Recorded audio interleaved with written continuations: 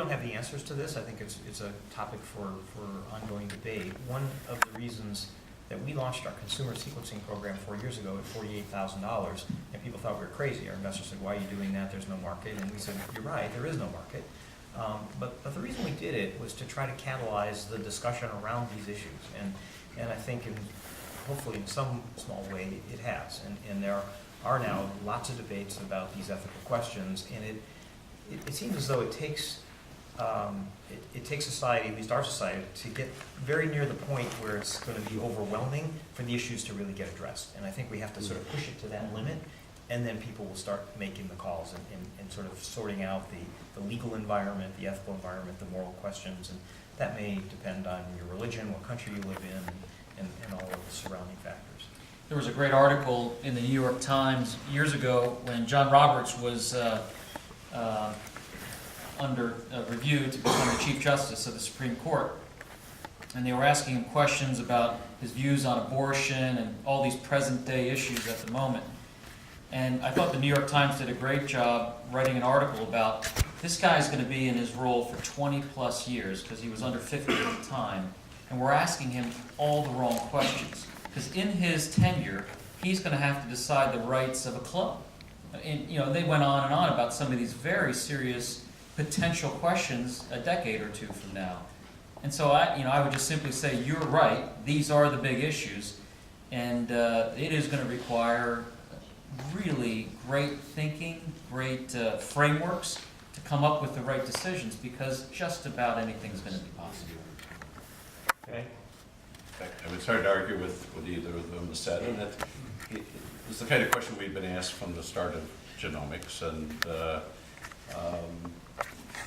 to me it's more of a question of when versus if, which is what my colleagues are saying, and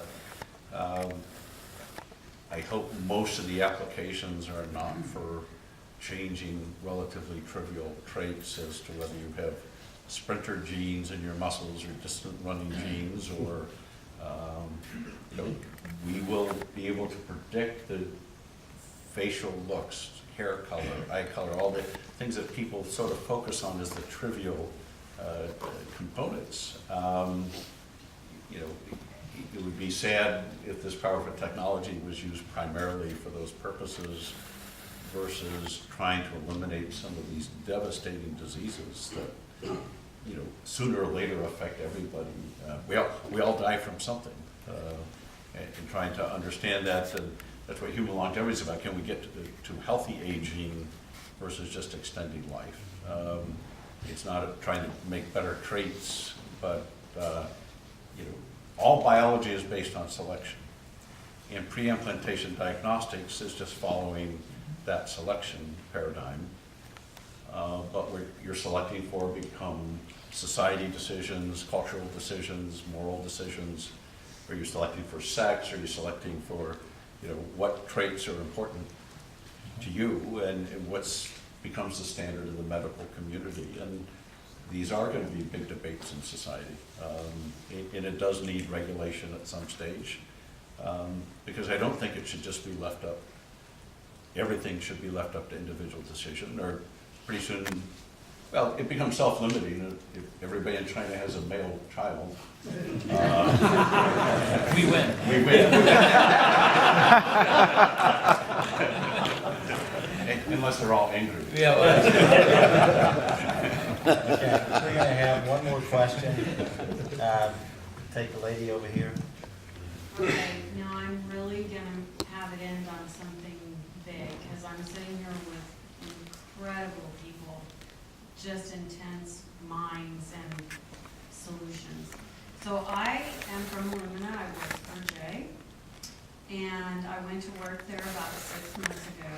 I am at risk for Huntington's, and I have not been tested. I hear all of everything that you all are saying, and I've been scared in the closet. I don't want to tell anybody this, right? Insurance, a job, me holding on the main breadwinner. I've participated in studies at UCSD. I'm a blind study person. They know I don't. for the last 15 years, so I've been trying to contribute that way. I want to make a difference, and I want you all to tell me, because I hear you say, it's that power, know what you're dealing with, but Huntington's there's not a solution yet. So how do you, Jay knows, we just launched a program at Illumina for the employees to be tested, at no charge. At no charge, guys. Seriously, it's phenomenal. And I've been walking around Illumina for 9 months now, making a difference, being very happy to be employed there. It's a wonderful company. But no one knowing inside I have this personal issue. And when they came out with this program, I went immediately and read everything, and then I thought, but I don't want Illumina to know I'm at risk for Huntington. What if I test positive for the gene? So these are the issues, and I hear you guys and I go, wow, here I